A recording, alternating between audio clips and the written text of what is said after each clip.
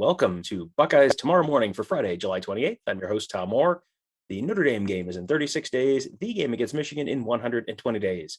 We are coming off a couple days at Big Ten Media Days, and this definitely can feel like the most optimistic time of the year. All the coaches are feeling great about their programs. Pretty much everyone's healthy. All the new hires and recruits are definitely going to work out great. And if you follow Ohio State football recruiting, though, the last week or so has had a very different vibe from that. The Buckeyes have missed out on a number of recruits who they were in on, and there are rumors flying about potential flips and all the other stuff that once things start breaking bad, everyone is looking for what's going to go wrong next. So hopefully here to talk everyone off the ledge a little bit is our old buddy Alex Gleitman. He is part of the new team at Buckeye Huddle, and I am truly, truly excited to get a chance to keep working with him. Alex, I'm guessing most people who are familiar with the morning shows and familiar with the previous site probably know who you are and know where you came from and all that. But for folks who maybe are new, just joining us on the new show, can you let people know a little bit about yourself? Yeah, Tom. I mean, first off, I just want to say likewise on getting to work with you again. I think the team we put together is awesome. There might be some more irons in the fire, as Mark hinted at on our board on the first day. People we're going to add, but we're going to put the past in the past. I think we just have an unbelievable team moving forward that I'm honored to work with, and I think we're going to provide Ohio State fans the best coverage across team recruiting, not just football. I think basketball, potentially other sports as well. So really excited as to what we're building now. And for anyone who's listening, we are free right now. You could come check us out and get a little taste of what the board and the community and some of the information is going to be like. And I think you'll get a little taste of that on today's call. But for those who don't know me, I've been around Ohio State football and recruiting probably since 2008. I was in my last year of college. Me and some friends started a site at the time called dottingtheI.com. They kind of flaked out on me. That didn't last long. Was holding it up myself. Ended up joining 11 Warriors for about 5 years. Was then at Bucknuts and 24/7 Sports for about 5 years. Went over to Rivals. Was at Buckeye Scoop, and now am at Buckeye Huddle, where I'm very excited to be. Yeah, we are definitely excited to get a chance to keep working together. And as you mentioned, lots of good team coverage, great recruiting coverage. We're also going to be rolling real deep in the X's and O's. Probably know Ross Fulton, but we got a couple other guys who are on staff there as well. Should be tons of great coverage on that angle of things as well. So we kind of got the whole thing covered from all the different angles. We're going to talk. Alex does some team coverage. Alex does some recruiting coverage. We're going to talk about kind of both of those pieces today. We're going to get the bad news out of the way first. Let's talk recruiting. It has definitely not been great recently. They have Ohio State has missed out on two of their top linebacker targets, a top defensive line target, a 5-star safety, a top offensive tackle, and that's just in the last week or so. So I think the question that most people have is this just kind of a run of bad but sort of unrelated luck, and it's just like you're getting all the bad news out of the way right now, and it was going great before this, and it'll be fine later. It's just all the bad news is happening at the same time. Or is there something, is there something bigger going on that's kind of like tying all this stuff together? Yeah, I mean, I've seen fans on the boards say there must be something going on behind the scenes that we don't know about. It's all this bad news. It's doom and gloom for the last month or so. I think it's truly, there's nothing there on that end. I think it's just truly a matter of the chips not falling where Ohio State wants them right now. And I think you have to think about this. Right now is the time where it used to be that like commitments could happen all over the place. Some were early. A lot of them waited till the All-American games to announce. Some people waited all the way till February signing day before December signing day was a thing. Right now is probably the time where the most amount of kids are going to commit. They just most of them took a lot of their official visits, if not all their official visits. And then on top of that, their senior seasons are about to start in the next week or 2 weeks as far as getting to camp and things like that. A lot of these kids want to make their decisions now and then just be able to focus on their senior season without having that weighing over them. So I think just the timeline of when you're seeing a lot of the decisions happen is occurring right now. And I think that's a really important thing to note. Ohio State has had a lot of guys committed now for, at least since the middle of June. They've had most of their class together. So the guys that they have remaining, I mean, there's not that many that they're going to be adding. And I think if you look at the guys who recently did not pan out, there's a couple of them that were nowhere near Ohio State locks, the Troy Bowles of the world or Caleb Downs. Like those were always either, in Bowles' case, Georgia was the favorite for quite some time now. And with Downs' case, everyone always thought like Ohio State might have led at times, but they always knew that Alabama and Georgia and maybe even some others were legitimate threats. So yes, Tackett Curtis was a tough loss. I mean, there's no doubt about that.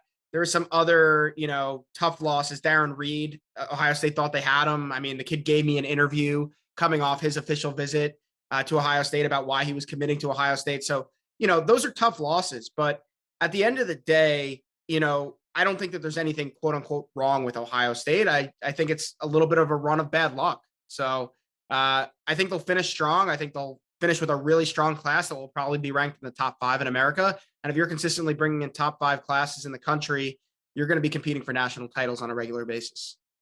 Well, one thing a lot of those guys that we just talked about have in common is they play positions where Ohio State has new coaches. Most of the defensive staff turned over, the offensive line position turned over.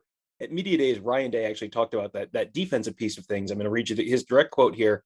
Quote, "I think when they see the energy and a bunch of guys flying around, it's going to be a much easier sell." That end quote.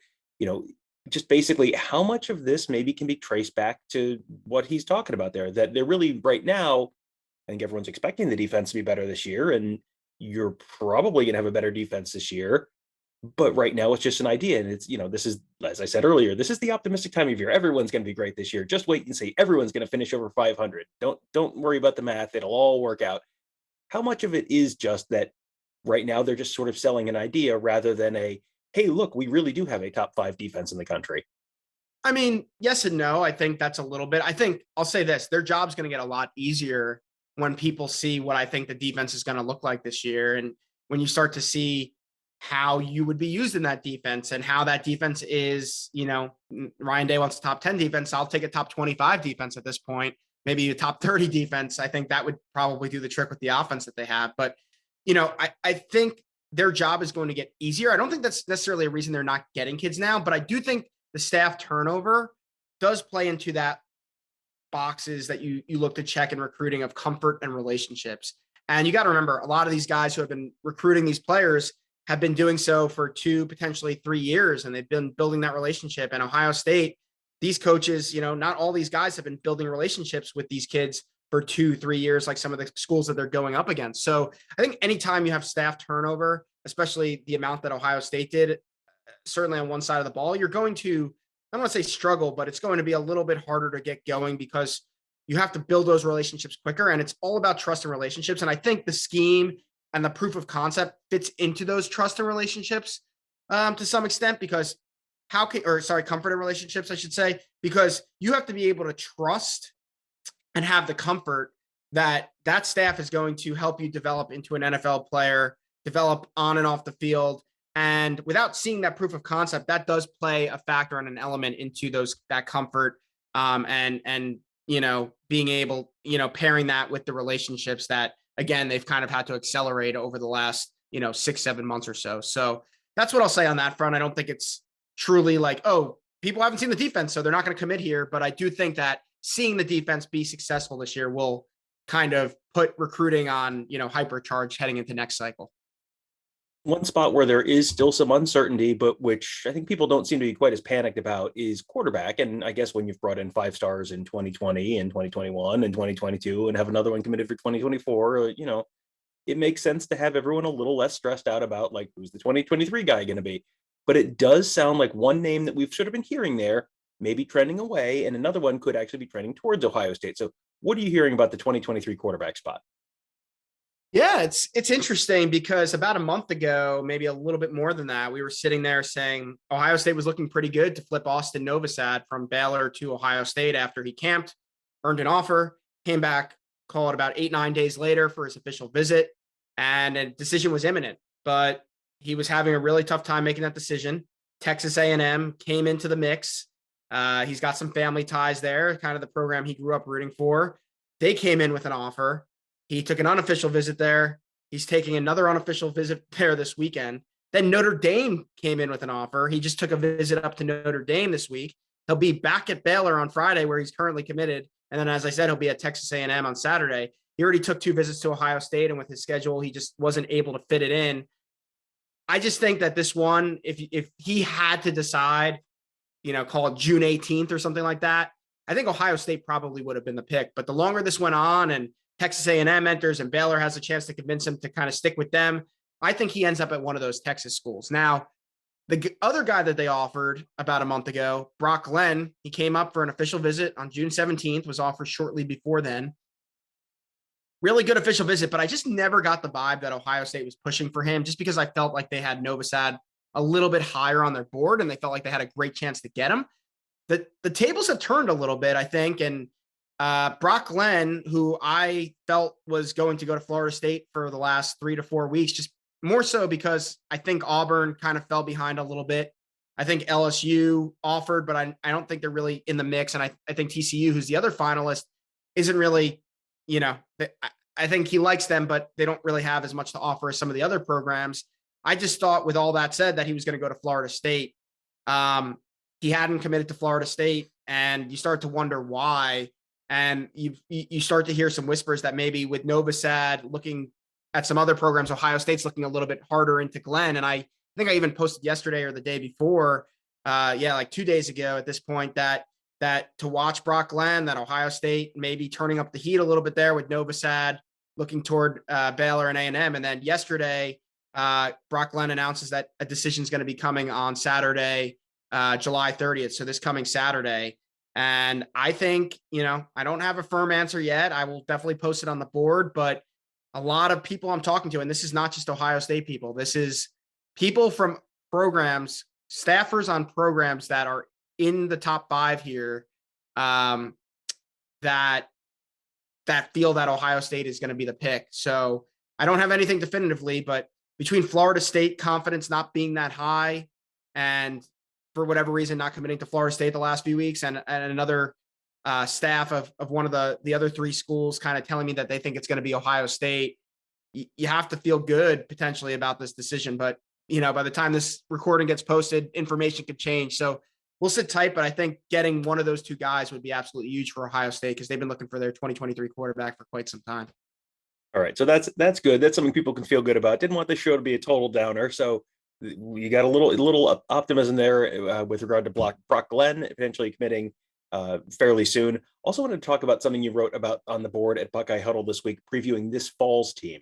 Now there is there's not many concerns about this fall's team on the whole, especially in the offensive side of the ball. You talk to some folks with some folks inside the program, just to get some sense, some additional notes on sort of where things stand with certain guys in different position groups on the offensive side of the ball. And there's lots of names that people I'm sure are thinking about: CJ Stroud and Jackson Smith and Jigba, Travion Henderson. I mean, there are plenty of names that everyone knows on the offensive side of the ball. But boy, Alex, it sure sounds like Marvin Harrison Jr. might be ready to do some pretty big things this fall. Yeah, I mean, it's crazy. You've heard, like, every single person who covers Ohio State has pretty much raved about Marvin Harrison Jr. I mean, really since the moment he stepped on campus, because of just the way he went about his business and his work ethic, and just like, he grew up with a dad who's an NFL Hall of Famer who taught him just how to do things the right way.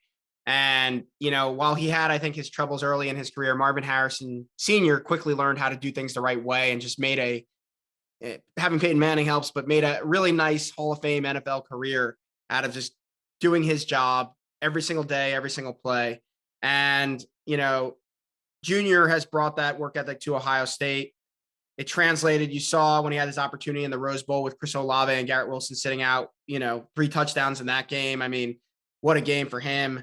And that momentum is just carried into the offseason. He kind of saw the light, and a lot of guys would just rest on their laurels there and just kind of sit back and be like, I'll just, go through the motions and show up and I'll be a stud. But Marvin, that just fueled him to work that much harder. And I'm not saying everyone is saying this, because Jackson Smith-Jigba could be the first receiver off the board, potentially a top 5 pick in next year's NFL draft. It might be the best player out of everyone that was in the room last year. But some people that I've spoken to within the program feel that Marvin Harrison Jr. is the best receiver in that room, and that includes JSN, even though they play 2 very different positions. Yeah, like you said, it was like day one, you just immediately started hearing glowing things about him, and it just kind of hasn't changed. So yeah, if the raw talent was there, the background there, and understanding the game, and understanding the little detail stuff that has kind of all been there the whole time. The work ethic has been there, and it does kind of feel like you're about to see that pay off on the field this fall. And the skill talent gets a lot of the conversation. I mean, Jackson Smith-Jigba and CJ Stroud were the guys at Big Ten Media Days, and those are the guys who are getting, kind of hyped up for national awards and Heisman conversation, all that kind of stuff. I don't know that people are on board yet with just how good this offensive line could be this fall. I mean, there's some questions there, but it's mostly about the depth rather than the top five. And Ryan Day, we've talked to Ryan Day enough before seasons to kind of get a sense for this is the way he talks about stuff when he's, thinking it might be okay and it'll probably work itself out. And then the way he talks about, like, yeah, man, this is going to be good. And he sounded very excited and confident about the starting five offensive linemen this week at Media Days. I mean, it sounds like the folks you're talking to were kind of on the same page there. Yeah, absolutely. At least the starting five. I think what I loved about Ryan Day at Big Ten Media Days was hearing him kind of make that comment about guards being guards and to his point, like the guys they had last year, Paris and Thayer playing inside, they were great in pass pro, right? But maybe they didn't move the needle as much as they could have in the run game.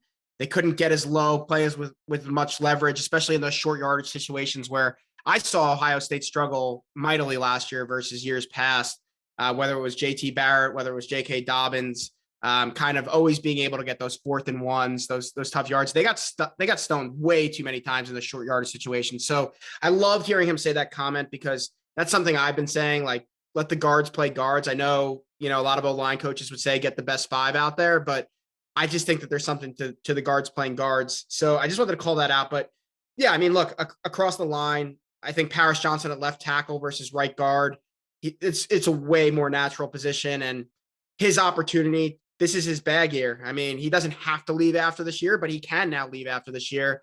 And he's got a chance to play the position where many project him to play at the NFL level at left tackle.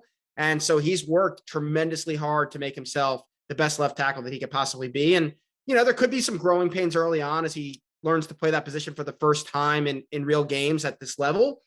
But especially against a good defense in Notre Dame. But I do think come season ends, he's going to be looked at as a potential first-round pick at left tackle. And that's what my sources are saying too. At the guards, I mean, Donovan Jackson, another guy that has been raved about since he stepped foot on campus. He saw a bunch of action last year as a freshman in different spots and things like that. I expect him to be at left guard. He might even though I think that's his NFL position, he might be moved out to tackle because his feet are just that good.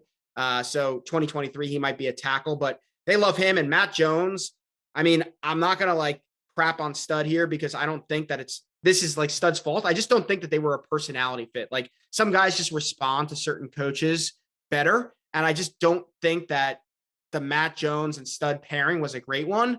And if you look at the recruitment, he never picked Ohio State because of Stud. He picked Ohio State because of the relationship between Urban Meyer and his high school head coach, Danny Lamberg at Erasmus Hall, who sent Jocelyn Wint, who sent Curtis Samuel to Ohio State previously. So he was buying into the program and Urban Meyer and the opportunity there versus Stud, who was just hired in the middle of his recruitment.